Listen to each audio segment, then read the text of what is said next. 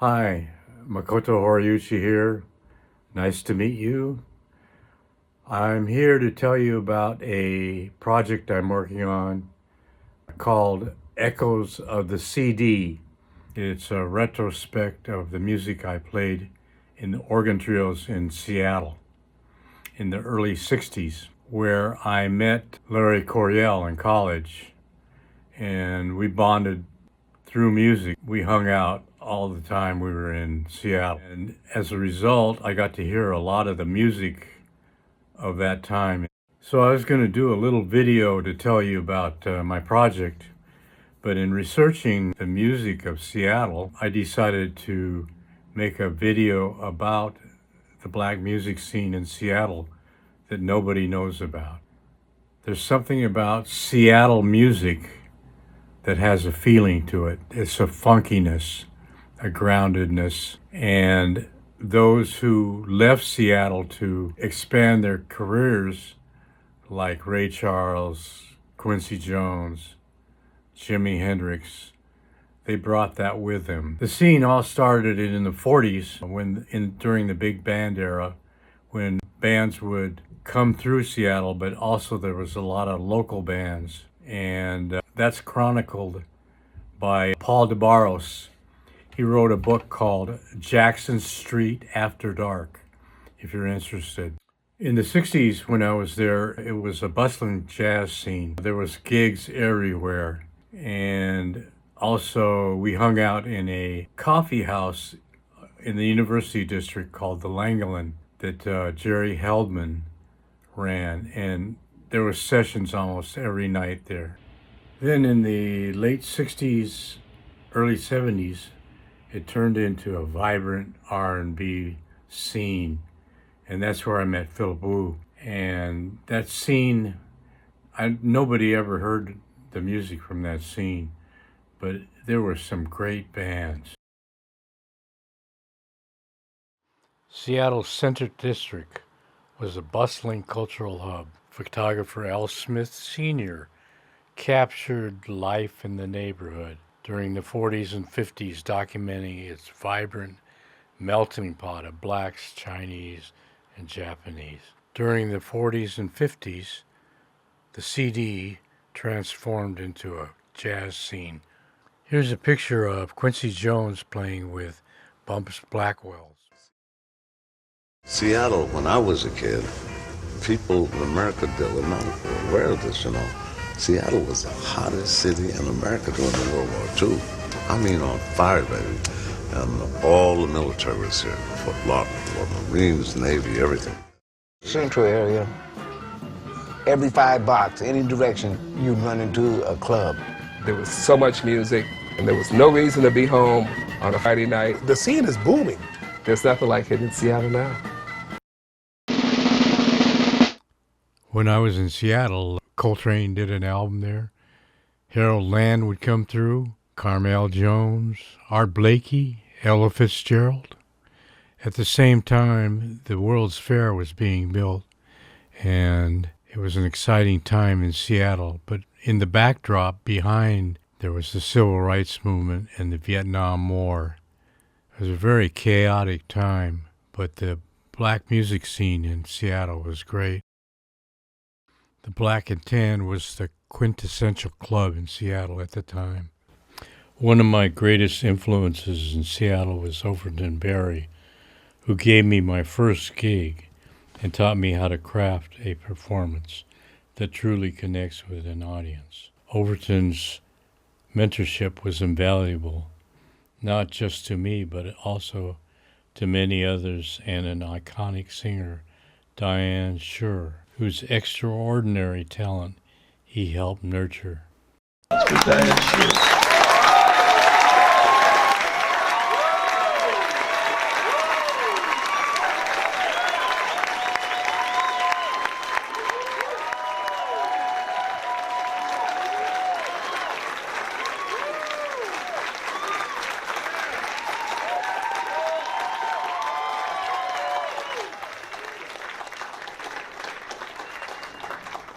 I gotta tell you folks, it's a long way from Southern Cal to here, but I made it. And I instructed the pilot on everything he should do during the flight. And in working with Overton, he's the best teacher I've ever had. I'm not kidding. You know, he's taught me so much about stage presence and not to burp on stage and no over display of affection in public. You didn't think I remembered that stuff, did you, Bear? Oh, look at him, he's blushing. Oh, of course I'm not supposed to remember that, but I have a photographic memory, you see. But at any rate, we're going to do some stuff that we really love to be able to do, and I just remember so many of the performances from Barnacle Bills to and all of the rest. And he heard me in Monterey, California in 1975 on the 20th of September, and he knew he was going to lend me a helping hand, and he has done so ever since and has been the best friend I've ever had on the planet. And I love you, Bear, seriously. So let's kick butt.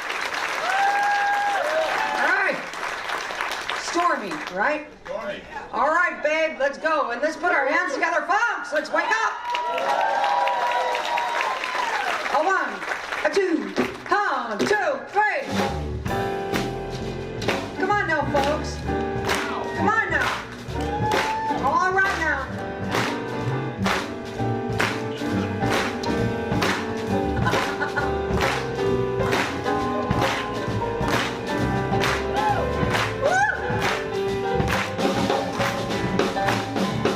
They call it Stormy Monday. Tuesday just as bad. They call it Stormy Monday, but Tuesday's just as bad. Wednesday's worse. Thursday, I feel so sad. Eagle flies on Friday. Saturday, I go out to play. The eagle flies on Friday. Saturday, I go out to play. I go to church on Sunday. And I get down on my knees and pray. Oh, have mercy on me. Lord, have mercy on me. 'Cause my heart is such a misery, misery, misery, misery, misery.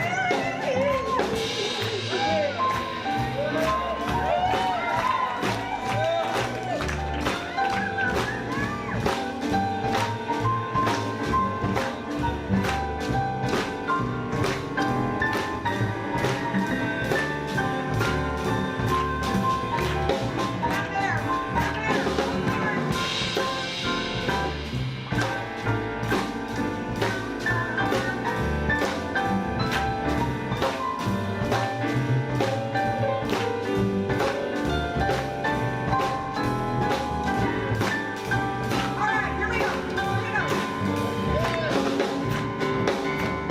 They call it Stormy Monday, but I'm gonna tell you Tuesday is just bad. They call it Stormy Monday, but Tuesday just as bad.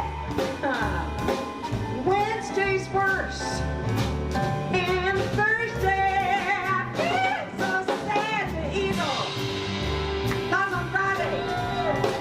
Saturday, I go out to play. The eagle flies on Friday. Saturday, I go out to play. I go to church on Sunday. And I get down on my knees and pray.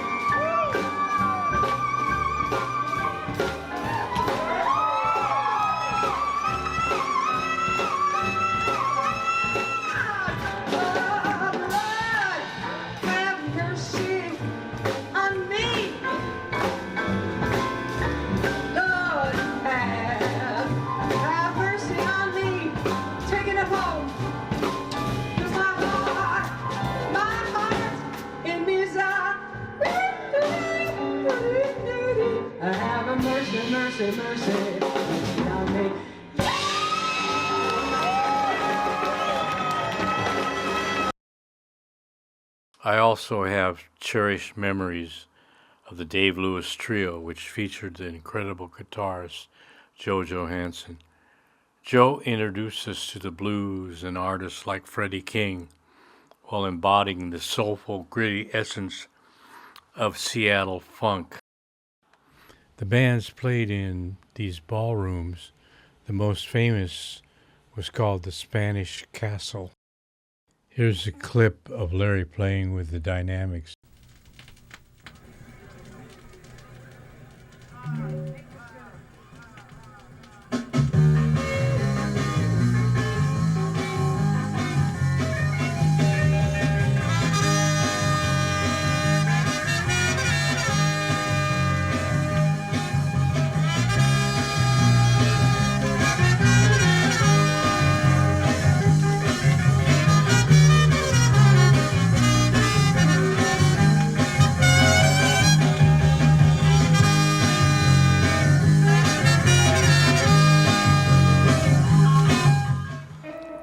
Here's another quintessential rock band in Seattle.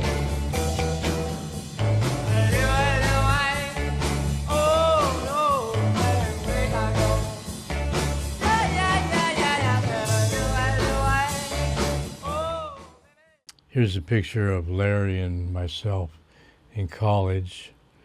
Larry went way beyond being the godfather of jazz rock.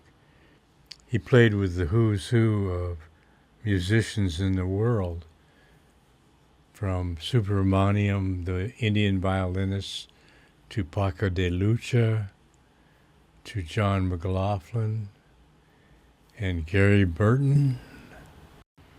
So here's a couple of my favorite clips.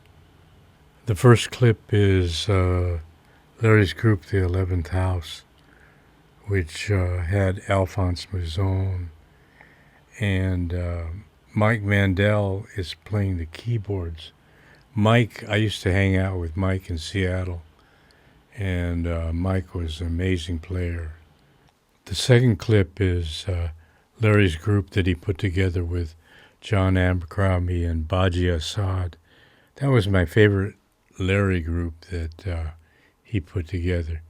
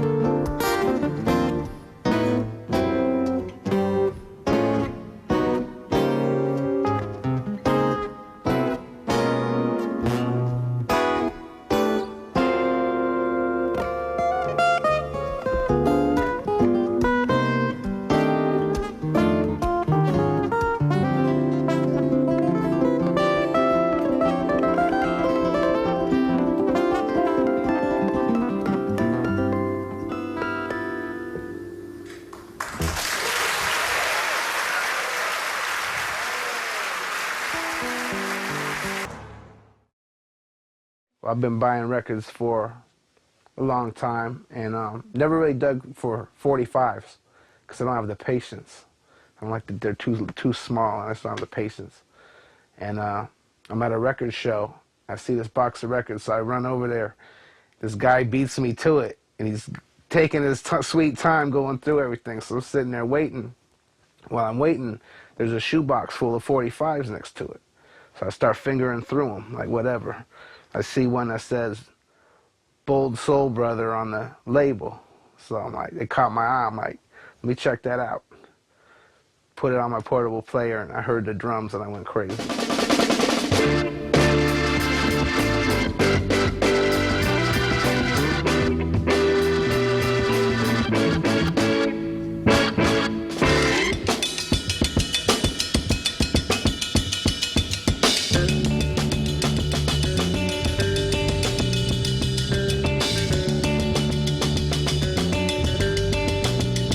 Want to tell you about my baby. Talking about nobody but my girl. Want to tell you about my baby. Talking about nobody but my girl. She looks good, like a woman should. Her soul blue, so is good. Take care of business every night. I want to tell you people everything's alright. Look for him, talking about a both soul sister, taking care of both soul brother. Wanna tell you people about a both soul brother. I am better than any other. Yeah, yeah, yeah. The keyboard master Philip Wu came out of Seattle. Philip went on to play with Roy Ayers, Ashford and Simpson, Patti LaBelle, Grover Washington Jr., Whitney Houston, Mays, Phyllis Hyman, to name a few. Here's one of my favorite clips of Philip with Grover Washington Jr.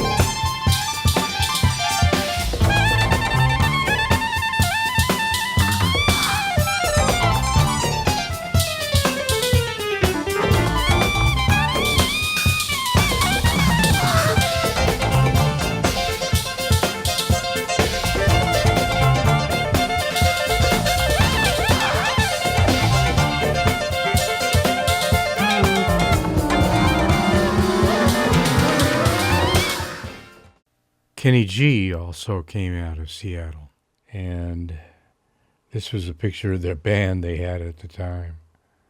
I think if people think of Seattle, even now, they do not think black music, how that, you could be doing hundreds of gigs and then playing in front of tens of thousands of people, and then nobody ever heard it. Of course, you know who this is, and Jimmy came out of Seattle. He was supposedly hanging out in the ballrooms when I was there. Paul DeBarros, the author of Jackson Street After Dark, also thinks that Jimmy's roots came out of Seattle.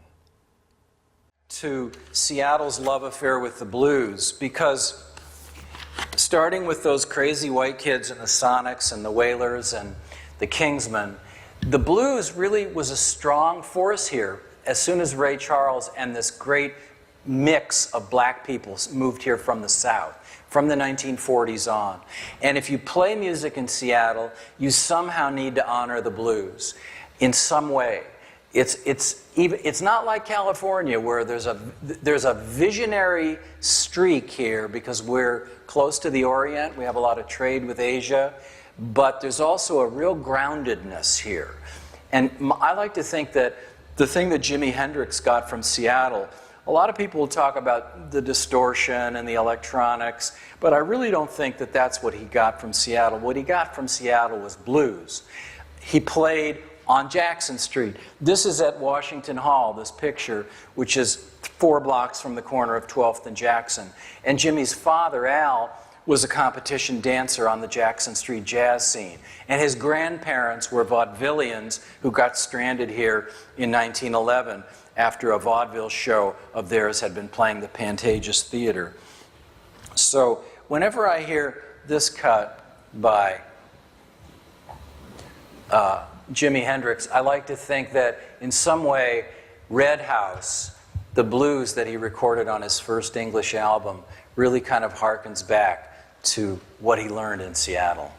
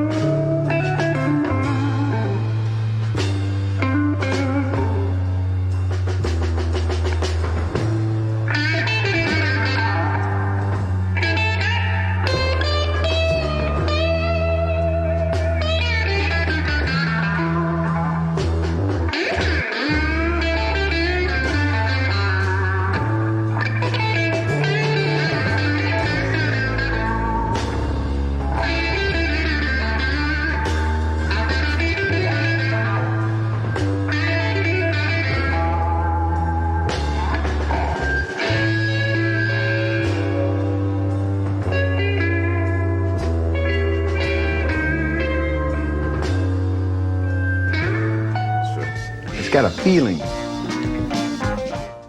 Everybody says, what's in the water up there to me? I mean, not only music, you know, but I went to school, high school with the same high school had Bruce Lee and Jimi Hendrix and all those people. It is something about the water or the atmosphere. I hope you'll enjoy the music to this project as much as I did in making it. And I hope you like the mini doc that I put together about the music that just disappeared. Thank you. Aloha.